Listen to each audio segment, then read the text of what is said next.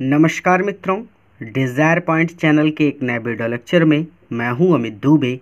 और आज के इस वीडियो लेक्चर में हम क्लास 10th इंग्लिश के 4th chapter how to tell wild animals poem का अध्ययन करेंगे। इस वीडियो लेक्चर में आगे बढ़ने से पहले मैं आप सबसे एक छोटा सा प्रॉमिस करता हूं कि जब ये वीडियो लेक्चर कंप्लीट होगा तो आपके लिए ये चैप्टर धुआं होने वाला है, यानी बहुत ही बारीकी से और बहुत सरल शब्दों में मैं आज आपको ये चैप्टर पढ़ाने वाला हूँ। और आज के बाद ये चैप्टर आपके लिए बहुत ही ज़्यादा आसान हो जाएगा। तो चलिए सबसे पहले चैप्टर के नाम की बात करते हैं। अच्छा हाँ, एक बात और, बहुत सारे बच्चे कमेंट करके पूछ रहे हैं कि सर 30% सिलेबस पढ़ना है या नहीं पढ़ना है। इस साल आपको आपकी बुक का एक एक चैप्टर पढ़ना है। इस साल कुछ भी नहीं कटा, सभी चैप्टर पढ़ने हैं, ठीक है। तो अब डाउट हो तो ये डाउट पूरी तरह से मिटा दीजिए कि कोई चैप्टर छूटा है जिसको नहीं पढ़ना। सब कुछ पढ़ना है। वो समय बीत गया जब आपको आधा किताब पढ़ना पड़ता था, आधा छोड़ देना पड़ता था, ठीक है। चलिए सबसे पहले बात करते हैं चैप्टर के नाम की। तो चैप्टर का नाम है हाउ मतलब कैसे, टू टेल, टेल मतलब बताना होता है, वाइल्ड मतलब जंगली, एनिमल्स मतलब जानवरों को।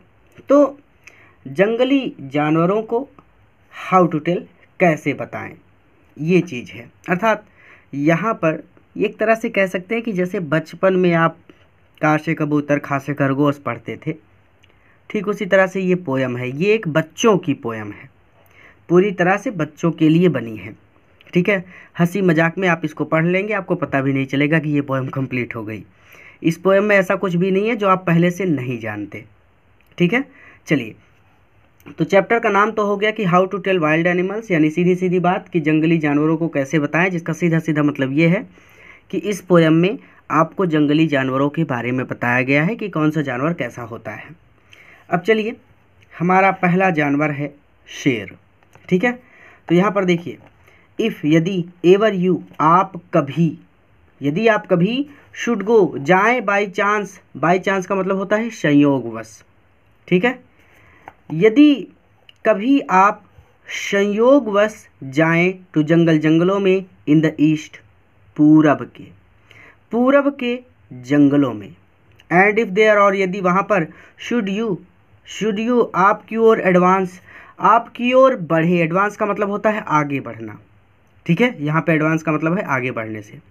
यदि आपकी ओर आगे बढ़े एक लार्ज, एक बड़ा, एंड टाउनी बीस्ट, टाउनी का मतलब होता है भूरा पीला रंग, ठीक है।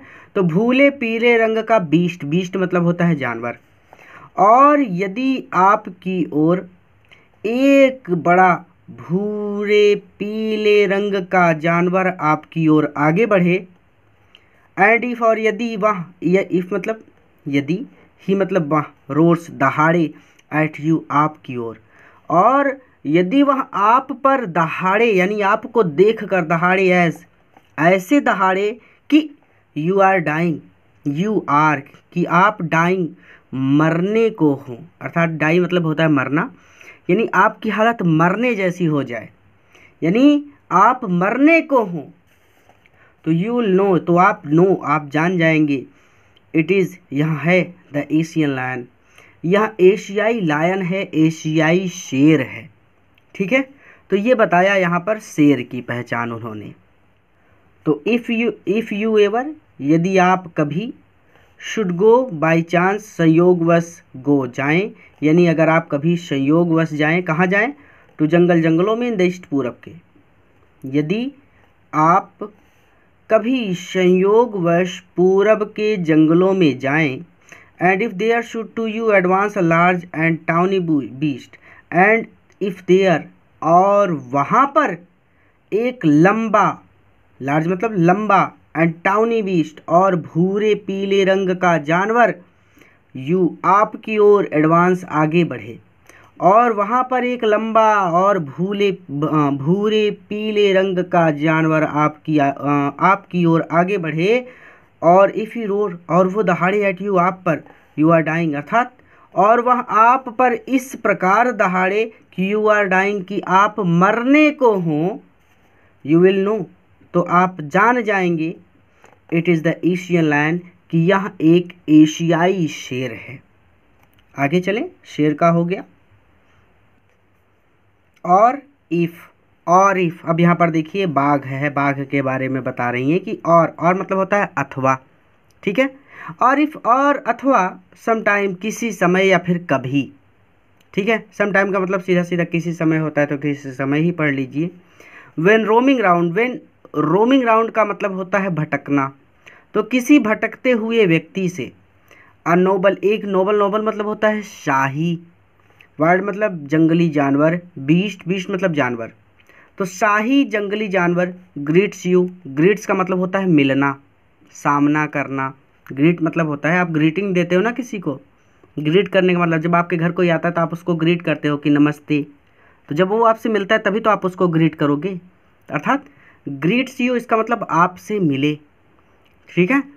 तो यदि किसी समय भटकते हुए किसी व्यक्ति का सामना एक शाही जंगली जानवर से हो जाए, विथ ब्लैक स्ट्राइप हो, ब्लैक मतलब काली, स्ट्राइप्स मतलब धारियाँ हों, ऑन अ येलो ग्राउंड उसके पीले ग्राउंड पर, उसके पीले शरीर पर ब्लैक स्ट्राइप्स काली धारियाँ हों, ठीक है। और उसके पीले शरीर पर काली धारियाँ हों, जस्ट नोटिस, तो ध्यान रखिए, इफ़ी कि कहीं वह ईट्स यू आपको खा ना जाए, तो ध्यान रखिए कि कहीं वो आपको खा ना जाए।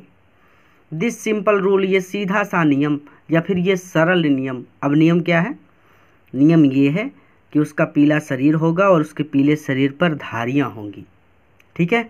तो ये नियम है उसको पहचानने का, उस बाघ को। तो दिस सिंपल रूल, ये सिंपल सा रूल आप इसको कह सकते हैं कि उसका भयानक दिखना ही ये नियम है। मे हेल्प यू, जो आपको मदद करेगा लर्न, ये जानने में, अर्थात जो आपको ये जानने में मदद करेगा द बंगाल टाइगर, कि वो बंगाल टाइगर है, कि वो बंगाल का बाघ है। और डिसर्न का मतलब सीधा सीधा कि आप पहचान जाएंगे उसको। अब पहचानेंगे कहाँ से? वो आपको खा जाएगा, आप बाघ के सामने जाएंगे तो आपको खा जाएगा, तो पहचानेंगे कहाँ से? तो डिसर्न का मतलब वही सीधा सीधा है कि जब आप उसको देखेंगे तो आप पहचान जाएंगे, ठीक है। तो the Bengal tiger to discern, ये सीधी सीधी पूरी लाइन का मतलब कि वह बंगाल का बाघ है। और यदि किसी समय किसी रोमिंग राउंड, किसी भटकते हुए व्यक्ति का ग्रीट्स सामना एक शाही जंगली जानवर से हो जाए, जिसके पीले शरीर पर ब्लैक स्ट्राइप्स हों, काली धारियां हों, तो केवल यह ध्यान रखिए कि कहीं वो आपको खा ना जाए। उसका भयानक दिखना ही ये सरल नियम है जो आपको ये जानने में मदद करेगा कि वह बंगाल का बाघ है। डिस्टेंस को गोली मारिए, डिस्टेंस पर ध्यान मत दीजिए। जब बाघ दिखेगा तो खा जाएगा, तो पहचानोगे कहाँ से उसको, ठीक है। आगे चलें। अब तीसरा जानवर आप फोटो में देख सकते हैं, ठीक है। तो अब यहाँ पर कवि जो है तेंदुए के बारे में बता रहे हैं कि तेंदुआ कैसा दिखता है। ये देखिए तेंदुआ है, तो कहते हैं कि इफ़ स्ट्रॉलिंग फोर्थ, यदि आगे टहलते हुए, स्ट्रॉलिंग फोर्थ मतलब होता है आगे की ओर। इफ़ स्ट्रॉलिंग फोर्थ, यदि आगे टहलते हुए, a beast you view, you मतलब आप, अर्थात किसी भी व्यक्ति को व्यू दिखाई पड़े, अ बीस्ट एक जानवर, एक ऐसा जानवर दिखाई पड़े। इफ़ यदि स्ट्रॉलिंग फोर्थ आगे टहलते हुए, यदि आगे टहलते हुए किसी को एक ऐसा जानवर दिखाई पड़े, whose height with spot is peppered. देखिए इस स्पॉट का मतलब होता है धब्बा, इसके शरीर पर देखिए धब्बे हैं। पिपर्ड मतलब होता है धब्बों से ढका हुआ, ठीक है, कंफ्यूज मत होइएगा। स्पॉट का मतलब होता है धब्बा और पिपर्ड का मतलब होता है धब्बों से ढका हुआ। तो हुज हाइट, जिसका शरीर धब्बों से ढका हुआ हो। ऐसे भी पढ़ सकते हैं कि जिसकी खाल धब्बों से ढकी हुई हो। तो एज सून एज मतलब एज सून एज का मतलब होता है उतना जल्दी जितना कि, या फिर अर्थात यहाँ पर आप ऐसे भी पढ़ सकते हैं कि वो तेजी से, एज सून एज तेजी से, हैज़ लेफ्ट वो छलांग लगाए, ऑन यू आप पर, और वह तेजी से छलांग लगाए, किस पर? ऑन यू, आप पर, अर्थात वो आपको देखेगा तो आप पर तेजी से छलांग लगाएगा, आपको जान से मारने की कोशिश करेगा, आपको खाने की कोशिश करेगा। तो एज सुन एज यानी जितना जल्दी, उतना जल्दी, जितना जल्दी की, ठीक है। तो एज सुन एज का मतलब हम यहाँ पर सीधे से पढ़ लेंगे कि तेजी से, ही मतलब वहाँ, और वहाँ तेजी से छलांग लगाए, लेफ्ट करे, तेजी से छलांग लगाए ऑन यू, आप पर। और अगर वो आप पर तेजी से छलांग लगाए तो यू विल नो, तो आप ये जान जाएंगे, इट इज़ द लियोपॉर्ड, कि वो लियोपॉर्ड है, कि वो एक तेंदुआ है। ट्विल डू नॉट गुड, कोई फ़ायदा नहीं होगा, डू नॉट गुड यानी अब कोई फ़ायदा नहीं होगा, टू रोड, दहाड़ने से, रोड का मतलब होता है चीखना, चीखने से, विद पेन, दर्द से, दर्द से चीखने से, डू नॉट गुड, अब कोई फ़ायदा नहीं होगा। हिल ओनली लेप एंड लेप अगेन, क्योंकि वहाँ ओनली लेप उछलता रहेगा, अर्थात क्योंकि तेंदुआ बार बार उछलता रहेगा, एंड लेप अगेन और उछलता रहेगा, अर्थात अब वो तेंदुआ आप पर उछलता ही रहेगा तब तक जब तक कि वो आपको मार नहीं डालता, ठीक है। तो अब दर्द से चिल्लाने से कोई फ़ायदा नहीं, अगर उसने एक बार आप पर छलांग लगा दी तो वो आपको मार डालेगा तभी छोड़ेगा, छोड़ेगा क्या, मार के खा जाएगा, पता ही नहीं चलेगा हथड़ियाँ कहाँ गई, हाथ पैर कहाँ गया, सब गए उसके पेट में, ठीक है। तो इफ़ स्ट्रॉलिंग फोर्थ, यदि आगे टहलते हुए किसी व्यक्ति को एक ऐसा जानवर दिखाई दे जिसकी खाल धब्बों से ढकी हुई हो, तो जैसे ही वो आप पर छलांग लगाएगा, या फिर वह तेजी से जब आप पर छलांग लगाएगा, तो आप ये जान जाएंगे कि वह लेपर्ड है, कि वह एक तेंदुआ है। अब दर्द से चीखने से कोई लाभ नहीं होगा, क्योंकि तेंदुआ उछलता ही रहेगा, या फिर क्योंकि तेंदुआ बार बार उछलता ही रहेगा, ठीक है, जब तक उछलता रहेगा, जब तक कि वो आपको मार नहीं डालता, ठीक है। तो ये लास्ट वाली लाइन नहीं समझ में आई हो सकता है। तो रोर विथ पेन, रोर मतलब चीखना, विथ पेन दर्द से, दर्द से चीखने से, डू नॉट गुड कोई लाभ नहीं होगा। अब दर्द से चीखने से कोई लाभ नहीं होगा, क्योंकि वहाँ, हील मतलब वहाँ, क्योंकि वहाँ अर्थात क्योंकि तेंदुआ ओनली लेप एंड लेप अगेन, बार बार उछलता ही रहेगा। आगे चलें। अब अगला जानवर हमारा भालू है, ठीक है।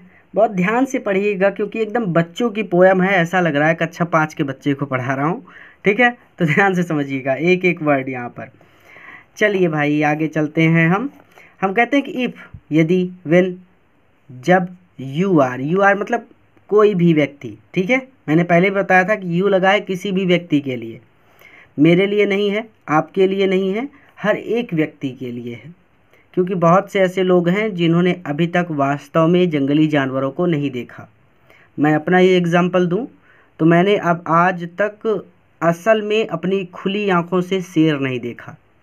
मेरे व्हाट्सएप पे 2-3 लोग हैं, रोज़ स्टेटस लगा देते हैं शेर का, वो मान चुके हैं कि वो जानवर हैं, ठीक है। जो कहते हैं ना कि मैं शेर हूँ, मैं फाड़ दूंगा सबको, खा जाऊंगा सबको, मैं ये कर लूँगा, मैं वो कर लूँगा, मुझसे डरो।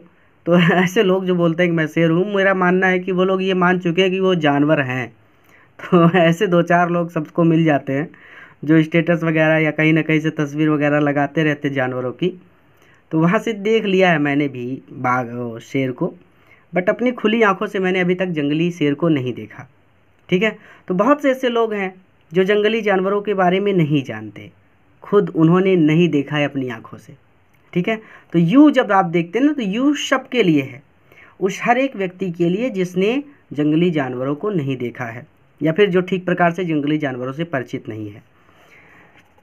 तो इफ़, व्हेन, यू आर, यदि, जब आप, इफ़ मतलब यदि, व्हेन जब, यू आर आप, वॉकिंग टहल रहे हों या फिर घूम रहे हों, राउंड योर यार्ड, यार्ड का मतलब होता है आंगन, अपने आंगन, योर मतलब आपके, अपने, यार्ड मतलब आंगन के राउंड, आस पास, यदि, जब आप अपने आंगन के आस पास घूम रहे हों, यू मीट और आप मिल जाएं, ठीक है, अक्रेचर एक ऐसे प्राणी से, देयर वहाँ पर, और आपको वहाँ पर एक ऐसा प्राणी मिल जाए, जो हग्स गले लगाए, यू आपको, वेरी वेरी हार्ड, बहुत बहुत बहुत ज़ोर से।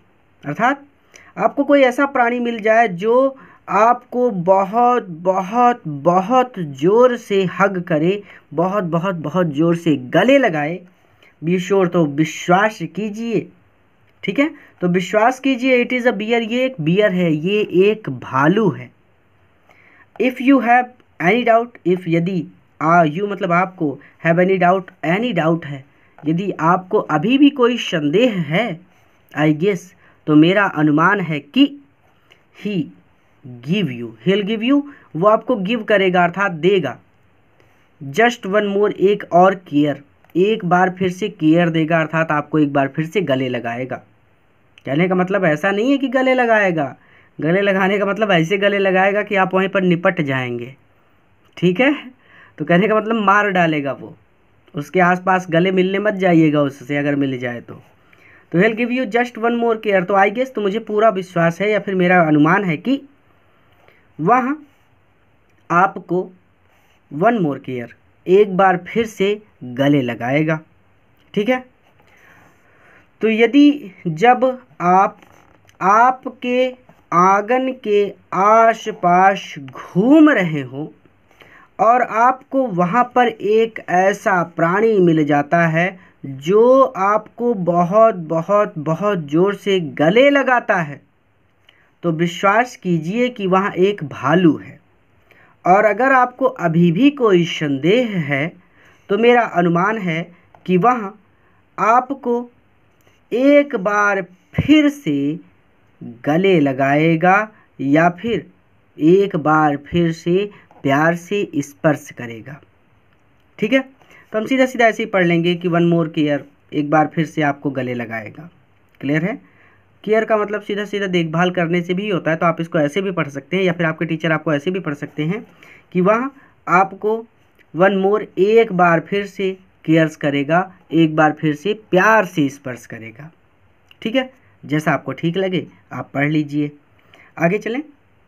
चलिए, अब यहाँ पर दो जानवर हैं। ठीक है, एक तो रो रहा है क्योंकि इसका लड्डू चोरी हो गया, और एक के मुंह से लार टपक रही क्योंकि शायद इसने इसका लड्डू खा लिया। चलिए देखते हैं क्या बात है। कहते हैं कि दो, यद्यपि, टू डिस्टिंग्विश, डिस्टिंग्विश का मतलब होता है पहचानना या फिर अंतर करना। Beast of prey, beast of prey का मतलब होता है शिकार के लिए जानवर। ठीक है, तो बीस्ट का मतलब सीधा सीधा जानवर से है। बहुत से ऐसे जानवर हैं जो आपको पा जाए तो खा जाए फाड़ कर वो चीज़ें। ठीक है, नो वाइश, नो वाइश का मतलब होता है नौसिखिया या फिर नया। Might nonplus, nonplus मतलब होता है परेशानी में पड़ना या फिर अचंभे में पड़ना। तो अब इसको उल्टा पढ़ना पड़ेगा कि अनोवाइश, एक नौसिखिया व्यक्ति। ठीक है, एक ऐसा नौसिखिया व्यक्ति अर्थात एक ऐसा व्यक्ति जो जानवरों के बारे में ज़्यादा ना जानता हो। ठीक है, तो नौसिखिया कौन होगा? जो जानवरों के बारे में ज़्यादा ना जानता हो। साइकिल चलाना जब आप सीखते हैं तो आपको नौसिखिया कहा जाता है। क्यों? क्योंकि आप साइकिल चलाने के बारे में ज़्यादा नहीं जानते। ठीक है, उसी तरह से ये चैप्टर हम पढ़ रहे हैं तो हमको भी ज़्यादा नहीं पता जानवरों के बारे में, तो वो कह रहे हैं कि जो नौसिखिया व्यक्ति है ना, जिससे जानवरों के बारे में ज़्यादा नहीं पता, वो माइट नन प्लस कर सकता है। वो नन प्लस मतलब वो परेशानी में पड़ सकता है। दो टू डिस्टिंग्विश, डिस्टिंग्विश मतलब पहचान करने में या फिर अंतर करना। बीस्ट मतलब जानवरों की। ठीक है, तो यहाँ पर सीधा सीधा मतलब है कि जिस व्यक्ति को जानवरों के विषय में ज़्यादा जानकारी नहीं है, वो उन्हें पहचानने में माइट नन प्लस गलती कर सकता है। ठीक है, कहने का मतलब सीधा सीधा नन प्लस का मतलब परेशानी में पड़ना या फिर पहचानने में गलती करना। द क्रोकोडाइल, यू, यू मतलब अब आगे यहाँ पर यू लिखा, यू का मतलब लेकिन ऐसा व्यक्ति भी, लेकिन ऐसा व्यक्ति भी जो जानवरों के बारे में नहीं ज़्यादा नहीं जानता वो, लेकिन ऐसा व्यक्ति भी ऑलवेज हमेशा मेटल बता सकता है, लेकिन ऐसा व्यक्ति भी आसानी से पहचान सकता है। किसको? द क्रोकोडाइल, क्रोकोडाइल को, क्रोकोडाइल मतलब मगरमच्छ को, फ्रॉम द हाइना, और हाइना को, हाइना का मतलब होता है लकड़बग्घे को। लेकिन ऐसा व्यक्ति भी मगरमच्छ और हाइना को ऑलवेज मेटल, आसानी से पहचान सकता है। 10 ऐसा इसलिए है क्योंकि हाइनास जो हाइनास होते हैं, जो लकड़बग्घे होते हैं, कम विथ मेरी का मतलब होता है प्रसन्नतापूर्वक, स्माइल्स मुस्कुराते रहते हैं। क्योंकि जो हाइना होते हैं, जो लकड़बग्घे होते हैं, वो प्रसन्नतापूर्वक मुस्कुराते रहते हैं। बट इफ़ लेकिन यदि वे वीप रो रहे हैं, लेकिन अगर वो रो रहे हैं, दे आर क्रोकोडाइल तो वो क्रोकोडाइल्स हैं, तो वो मगरमच्छ हैं। यानी नीचे वाली लाइन का सीधा सीधा मतलब है कि मगरमच्छ हमेशा रोते रहते हैं। ठीक है, देखिए मगरमच्छ रो रहा है, कहते हैं मगरमच्छ के आंसू। ये देखिए मगरमच्छ रो रहा है और हाइना के मुंह से लार टपक रही है। ठीक है, तो अब ये सीधा सीधा हो जाएगा कि एक ऐसा व्यक्ति जिसे जानवरों के बारे में अधिक जानकारी ना हो, या फिर एक ऐसा व्यक्ति जिसको जानवरों के बारे में ज़्यादा जानकारी ना हो, वो उन्हें पहचानने में माइट नन प्लस गलती कर सकता है। लेकिन ऐसा व्यक्ति भी मगरमच्छ और लकड़बग्घे की पहचान आसानी से कर सकता है। ऐसा इसलिए है क्योंकि हाइना हमेशा प्रसन्नतापूर्वक मुस्कुराते रहते हैं और मगरमच्छ हमेशा रोते रहते हैं। इसका सीधा सीधा मतलब यहाँ पर ऐसे भी लिखा गया है कि यदि वो रो रहे हैं तो वो मगरमच्छ हैं। जैसा आपको समझ में आ जाए आप उस तरह से याद कर लीजिएगा। चलिए भाई, आखिरी वाले मिल गए हमें। अब देखिए ये चमेलियन है, ये गिरगिट है। आप सब जानते हैं कि गिरगिट जहाँ पर पहुँचता है वैसा ही रूप ले लेता है, वैसे ही रंग का हो जाता है। हम लोग बचपन से जानते हैं।